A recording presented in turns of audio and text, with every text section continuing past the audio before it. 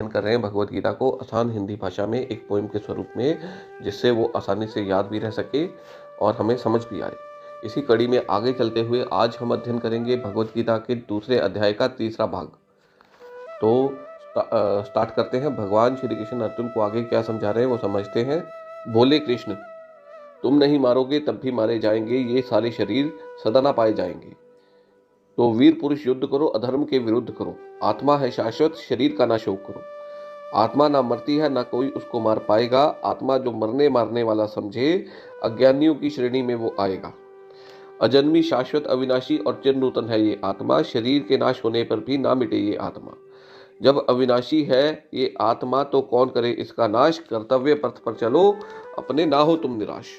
फटे पुराने वस्त्रों को त्याग, मनुष्य जैसे नवीन वस्त्र तन पे सजाए। ऐसे ही आत्मा व्यर्थ के शरीरों को त्याग, नए शरीरों में घर बनाए। ना आत्मा को काटे कोई शस्त्र, ना अग्नि उसे जला सके, ना जल उसे गीला करे, ना वायु उसे सुखा सके। नाशवान इस शरीर को ना मान अपनी पहचान। जो नित्य है, सर्वगता है, अपरिवर्तित है, अदृश्य है, अचिंतनीय है, वो आत्मा है तेरी असली पहचान। अभी यहाँ तक की पंक्तियों को एक बार अच्छे से समझ लेंगे। भगवान अर्जुन को कह रहे हैं कि तुम अगर इनको नहीं मारोगे तब भी ये सारे मारे जाएंगे। तुम नहीं मारोगे तब भी मारे जाएंगे। ये सारे शरीर सदा ना पाए जाएंगे, हमेशा के लिए रहने वाले नहीं है ये शरीर। जो आत्मा है वो शाश्वत है, वो सदा रहने वाली है। शरीर मिटने वाले हैं, शरीर एक न एक दिन खत्म होने वाले हैं। तो जो सदा रहने वाली है उसको कोई मार नहीं सकता। तो हे वीर पुरुष, तुम अधर्म के विरुद्ध अपने कर्म को करो, इस युद्ध को करो।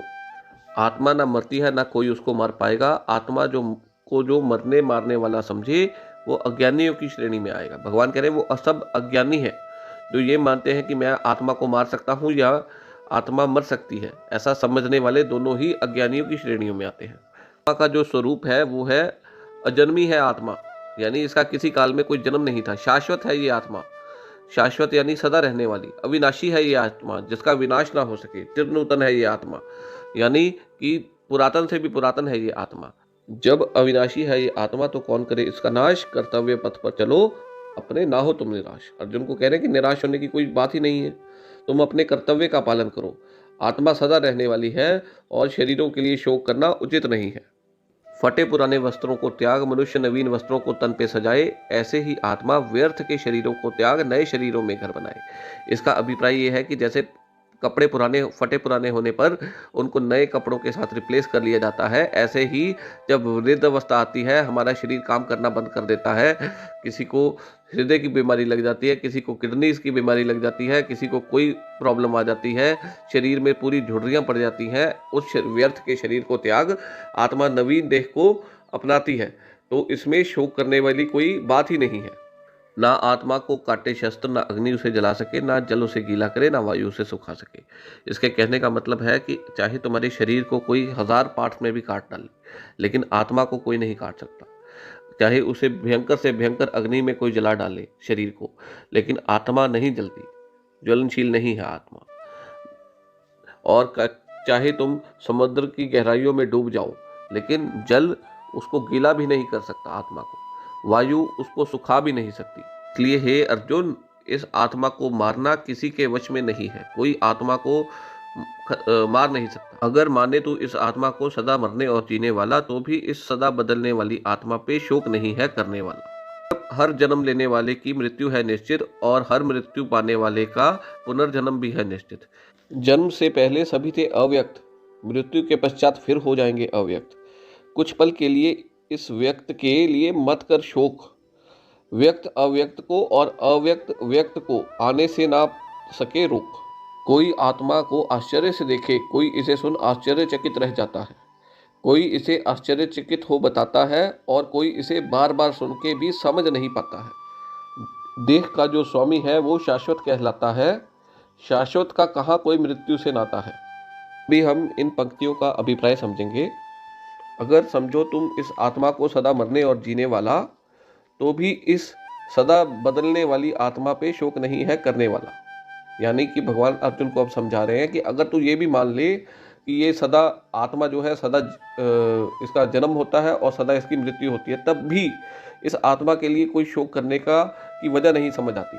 क्योंकि जो चीज़ लगातार बदलने वाली है उसकी मृत्यु आ रही, मृत्यु के बाद फिर उसने अगर जन्म लेना तब भी उसके लिए कोई शोक का स्थान नहीं होता है। जन्म से पहले सभी थे अव्यक्त, मृत्यु के पश्चात फिर हो जाएंगे अव्यक्त।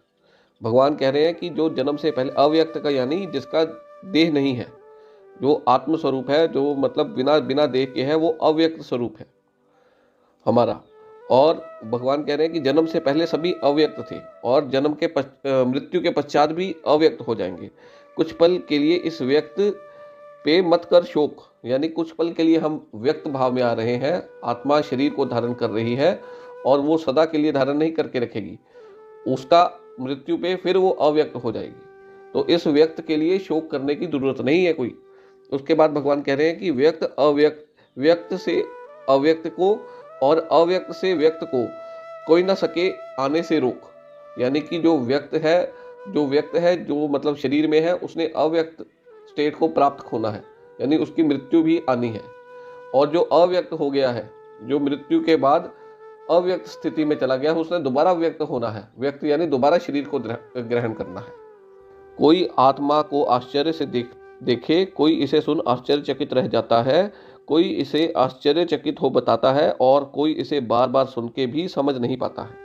भगवान इसमें अर्जुन को बता रहे हैं कि अभी जो मैं तेरे को ज्ञान दे रहा था सांख्य योग के बारे में, आत्म तत्व के बारे में, वो बहुत सिंपल नहीं है, समझने में अच्छों को समझ नहीं लगता। देह का जो स्वामी है वो शाश्वत कहलाता है। शाश्वत का कहाँ कोई मृत्यु से नाता है।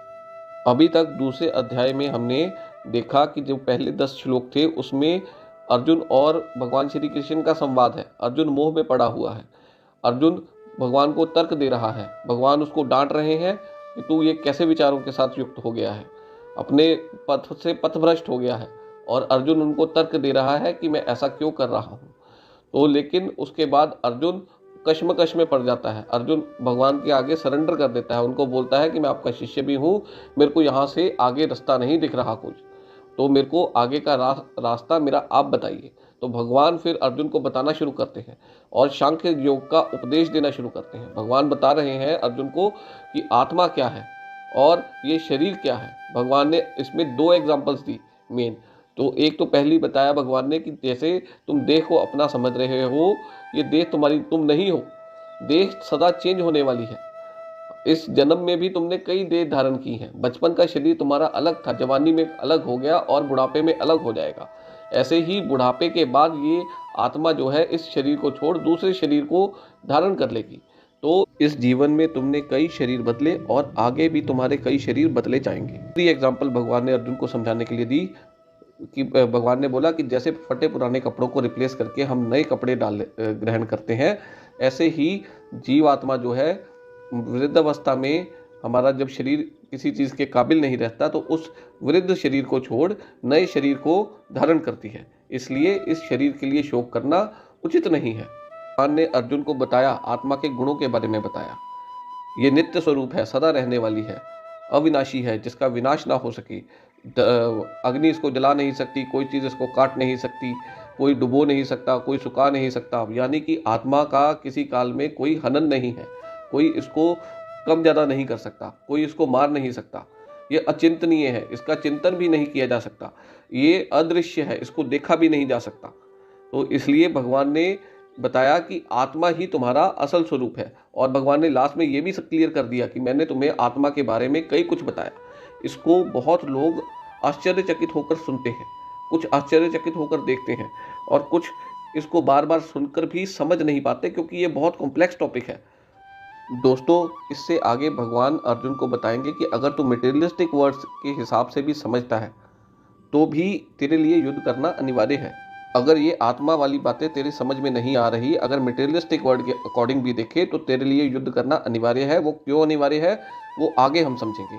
और अभी तक ये अगर पोइम दोबारा से स्टार्ट करूँगा मैं बतानी तो बड़ा लंबा हो जाएगा, तो इसलिए अगली पोस्ट में यहाँ तक की जो हमारी पोइम है उसको कंप्लीट एक बारी सुनेंगे, उसके बाद फिर आगे चलेंगे। जय श्री कृष्ण।